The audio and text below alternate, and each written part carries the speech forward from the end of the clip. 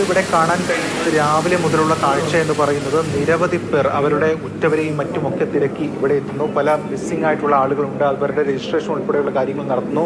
പലരും കരഞ്ഞുകൊണ്ടൊക്കെ തന്നെയാണ് പോകുന്നത്. കാരണം പലർക്കും ഇവർ എവിടെയാണെന്ന് അറിയാൻ കഴിയുന്നില്ല. അതുൾപ്പെടെയുള്ള സ്ഥിതിവിശേഷങ്ങളുണ്ട്. എന്തായാലും അത്യന്തം സങ്കടകരമായിട്ടുള്ള ഉള്ളുലയ്ക്കുന്ന കാഴ്ചയാണ് നമുക്ക് ഈ കമ്മ്യൂണിറ്റി ഹെൽത്ത് സെൻ്ററിനകത്ത് കാണാൻ കഴിയുന്നത്. മൃതദേഹങ്ങൾ ഇവിടെയാണ് സൂക്ഷിച്ചിരിക്കുന്നത്. പല മൃതദേഹങ്ങളും വിട്ടു നൽകിയിട്ടുണ്ട് ബന്ധുക്കൾക്ക്. ഇതോടൊപ്പം തന്നെ 11ഓളം പേരെ തിരിച്ചറിയാനുണ്ട്.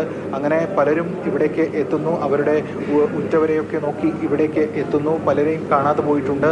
അവരെയൊക്കെ തിരിച്ചറിയുന്നതിനും അല്ലെങ്കിൽ അതുമായി ബന്ധപ്പെട്ട കാര്യങ്ങൾക്കൊക്കെ വേണ്ടിയിട്ടാണ് ഇവർ പലരും വരുന്നത്.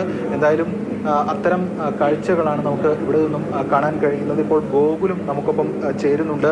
ഗോകുല് കഴിഞ്ഞ ദിവസം ഇവിടെ എത്തിയിരുന്നു.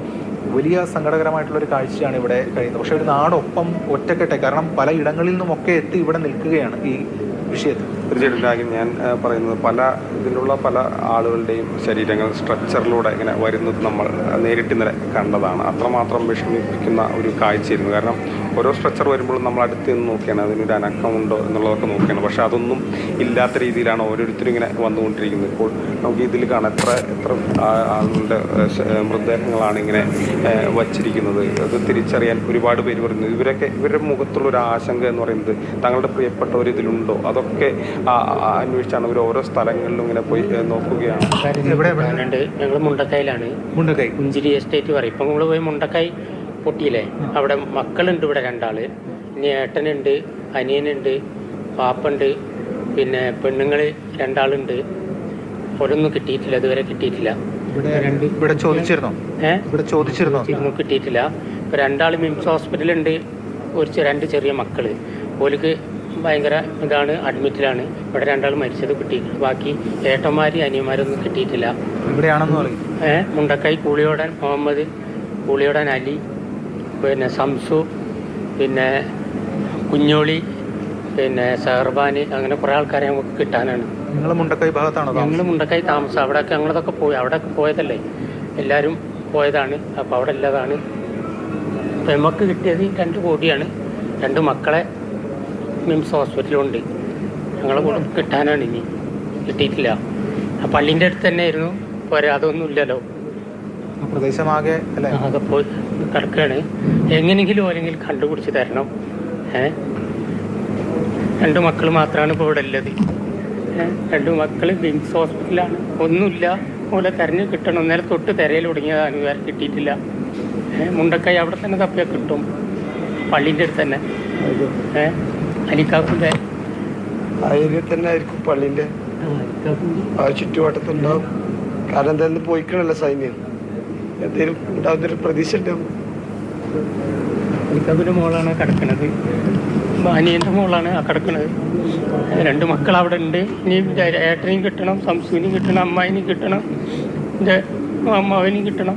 അതുപോലെ 2 അനിയൻ്റെ ഏട്ടൻ്റെ ഭാര്യമാരെയും കിട്ടണം. ഇതുവരെ കിട്ടിയിട്ടില്ല. കയ്യിൽ ഇതുവരെ കിട്ടിയിട്ടില്ല. അവിടെ തന്നെ നോക്കാൻ പറയും. കുറച്ചുകൂടി കുടുംബം കിട്ടാണ്ട് നമ്മൾ വേണ്ടപ്പെട്ട ആൾക്കാർ തന്നെ മൊത്തം ആ ടീമിനെ മൊത്തം കിട്ടിയാലേ ഞങ്ങൾക്ക് എന്തായാലും മരിച്ച് കിട്ടണം. ഞങ്ങൾക്ക്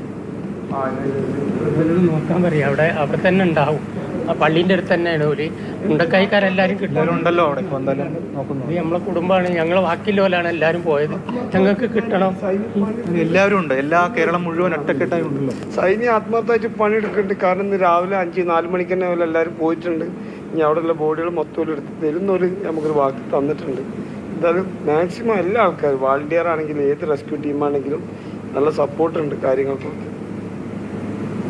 അലിക്കാന്ന് പറയാം. അവിടെ ഇതുവരെ ഇത് കാര്യങ്ങളൊന്നും പറഞ്ഞിട്ടില്ല. ടി വിയിലും പറഞ്ഞിട്ടില്ല. എൻ്റെ ഏട്ടൻ്റെ കാര്യമൊക്കെ പറഞ്ഞിട്ടില്ല. ഇവിടെ പറഞ്ഞിട്ടില്ല ഇവരോട് അല്ലേ? പറഞ്ഞിട്ടുണ്ട്. ഇതിലൊന്നും വന്നിട്ടില്ല. ഓലെ കാണാതായത് വരെ പറഞ്ഞിട്ടില്ല. അപ്പം മോളത് മാത്രമാണ് ഇന്നലെ രാത്രി നമുക്ക് കിട്ടി. എല്ലാവരും ഉണ്ടല്ലോ. സൈന്യമുണ്ട്, പോലീസുണ്ട്, ഫയർഫോഴ്സ് ഉണ്ട്, മറ്റു വിവിധ ഇടങ്ങളിൽ നിന്നുള്ള ആളുകളൊക്കെ ഉണ്ട് കേട്ടോ. കണ്ടെത്തി കിട്ടിയ വലിയ ഇതാണ്. അത്യന്തം സങ്കടകരമായിട്ടുള്ള, എന്ത് പറയണമെന്ന് പോലും അറിയാൻ കഴിയാത്തൊരു അവസ്ഥയിലാണ് നമ്മളിപ്പോൾ ഇവിടെ നിൽക്കുന്നത് അല്ലേ? തീർച്ചയായിട്ടും നമുക്ക് ഇവരുടെയൊക്കെ വിഷമം കാണുമ്പോൾ അവർക്ക് ജീവൻ രക്ഷപ്പെട്ടു. പക്ഷേ അതിനപ്പുറത്തേക്ക് അവരുടെ ഒരു ആയുസ്സിലെ സമ്പാദ്യം മുഴുവൻ, ബന്ധുമിത്രാദികൾ, അങ്ങനെ വലിയൊരു സമ്പാദ്യം തന്നെ അവർക്ക് നഷ്ടപ്പെടുന്ന രീതിയിലാണ് ഇവിടുത്തെ ഓരോ മുഖങ്ങളും കാണുന്നത്. വളരെ ദുഃഖിപ്പിക്കുന്ന കാര്യമാണ്. ഇപ്പോൾ രാഗിനിവിടെ വരുമ്പോൾ ആ ഒരു അനുഭവം എങ്ങനെയായിരുന്നു? ഇവിടെ വരുമ്പോഴുള്ള ഒരു വിഷമം എങ്ങനെയാണ് രാഗിനുണ്ടായിരുന്നത്? ഞാനിന്ന് രാവിലെ വെളുപ്പിന് ഒരു 4:30 മണിയോട് കൂടിയാണ് എത്തി. അപ്പോൾ ഒരുപാട് പേര് ഇങ്ങനെ വരികയാണ്. കാരണം ഒന്ന് ഇതുണ്ടായതിൻ്റെ ഒരു ഞെട്ടൽ, അതോടൊപ്പം തന്നെയാണ് ഇത് ഞങ്ങളുടെ ഉറ്റവരുടെ, അതായത് എവിടെ പോയി എന്ന് തിരിച്ചറിയാൻ കഴിയാത്തൊരവസ്ഥയുണ്ടല്ലോ. അത് ഇവിടെ വന്ന് നോക്കുന്നു, അതിനുശേഷം മറ്റ് ഹോസ്പിറ്റലിൽ പോയി നോക്കുന്നു, ഇവിടെ കാണാത്തവർ ഇവിടെ രജിസ്റ്റർ ചെയ്യുന്നു. അങ്ങനെ ആകെ ഒരു സങ്കടകരമായിട്ടൊരു അവസ്ഥയിലൂടെയാണ് കിടന്നത്. പലരും ഇവിടെ വന്ന് നോക്കുന്നുണ്ട്. അപ്പോൾ കാണാതെയൊക്കെ തിരിച്ച് വീണ്ടും ആശങ്കയിലേക്ക് പോകുന്നത് നമ്മൾ ഈ ഇവിടെ വന്നൊരു മണിക്കൂറിൽ കണ്ടൊരു കാഴ്ചയാണ്. അവരുടെ മുഖത്ത് ഇപ്പോഴും ആശങ്ക മാറിയിട്ടില്ല. അവർ ഇവിടെ വന്ന് എല്ലാവരെയും തിരഞ്ഞു നോക്കുന്നു. അപ്പോൾ അതിലൊന്നും അവരുടെ കാണാതായൊരു പരിചയമുള്ളവരോ ഇല്ല.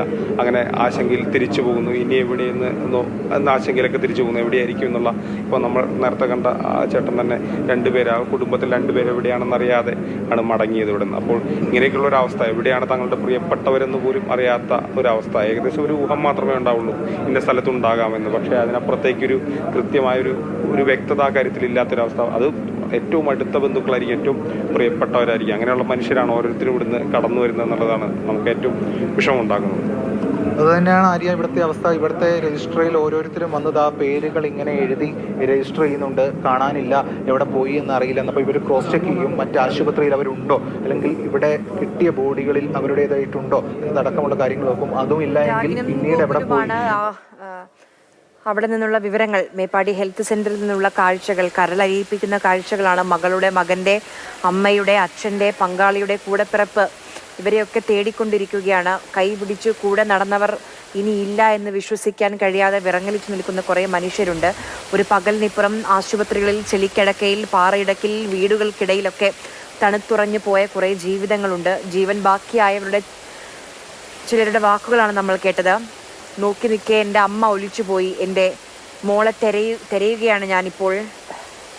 അങ്ങനെ ജീവനുണ്ടോ എന്നറിയില്ല, എനിക്ക് കഴിഞ്ഞില്ല രക്ഷിക്കാൻ എന്നൊക്കെ പറയുന്ന വിറയാർന്ന ചുണ്ടുകളോടെ സംസാരിക്കുന്ന നിസ്സഹായരായ കുറേ മനുഷ്യരെ മാത്രമാണ് നമുക്ക് എങ്ങും കാണാൻ കഴിയുന്നത്.